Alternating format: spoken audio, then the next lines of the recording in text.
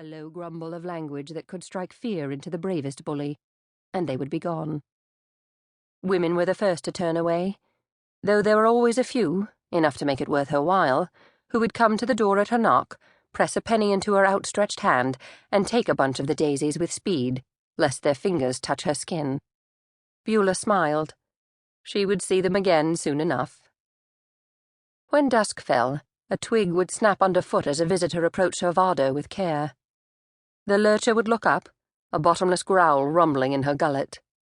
Beulah would reach down and place her hand on the dog's head, whispering, "Shh, Duke." She would wait until the steps were closer, until she could hold the lurcher no longer, and then would call out, "Who's there?" And after a second or two, a voice, perhaps timid, would reply, "I've come for my fortune." Beulah would smile as she uncovered the glass sphere she'd brought out and set on the table at eventide, waiting. Not that a ball made of a bit of glass had anything to do with it, yet that was what was expected. The gypsy might not have been an educated woman, but she knew what sold. She didn't need glass or crystal, a bit of amethyst, a cup of still wet tea leaves, or a rabbit's foot to see, either. No, those knickknacks were for the customers, for those who needed to witness her using something solid, because the thought of her seeing pictures of what was to come in thin air would be enough to send them running. And you never scared away money. Beulah heard a squeal from the tent that leaned against her son's Vardo, little Boozle waking from sleep. Her people were stirring, coming out to light fires to make ready for the day. True gypsies never slept in their spotless Vardos, with shining brass and wafer-thin china hanging from the walls. Like Beulah, they lived in tents, hardy canvas tied across a frame of birch or ash. The Vardos were kept for best. Beulah looked up to the rising sun, then again at the fields as the steamy mist of warming dew rose to greet the day.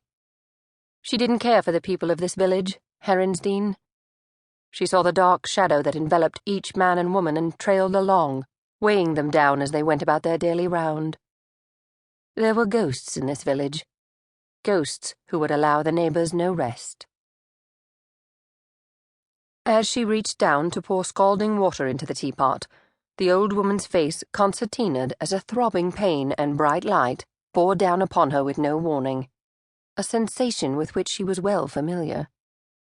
She dropped the kettle back into the embers and pressed her bony knuckles hard against her skull, squeezing her eyes shut against flames that licked up behind her closed eyelids. Fire. Again. She fought for breath, the heat rising up around her feet to her waist, making her old legs sweat, her hands clammy. And once more she came to Beulah, walking out from the very heart of the inferno, the younger woman she had not yet met, but knew would soon come.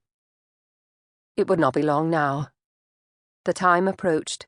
Of that she was sure. The woman was tall and well-dressed, with black hair. Not long hair, but not as short as she'd seen on some of the Gorger womenfolk in recent years. Beulah leaned against the Vardo, the lurcher coming to stand at her mistress's side as if to offer her lean body as buttress. This woman, who walked amid the flames of Beulah's imagination, had known sadness, had lived with death. And though she now stepped forward alone, the grief was lifting. Beulah could see it ascending like the morning cloud, rising up to leave her in peace. She was strong, this woman of her dreams, and... Beulah shook her head. The vision was fading. The woman had turned away from her, back into the flames, and was gone.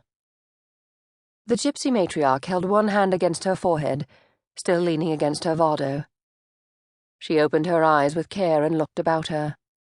Only seconds had passed, yet she had seen enough to know that a time of great trouble was almost upon her. She believed the woman for whom she waited, would be her ally, though she could not be sure. She was sure of three things, though: that the end of her days drew ever closer, that before she breathed her last, a woman she had never seen in her life would come to her, and that this woman, even though she might think of herself as ordinary, of little account in the wider world, still followed death as he made his rounds. That was her calling, her work, what she was descended of Gorger and gypsy to do. And Beulah Webb knew that here...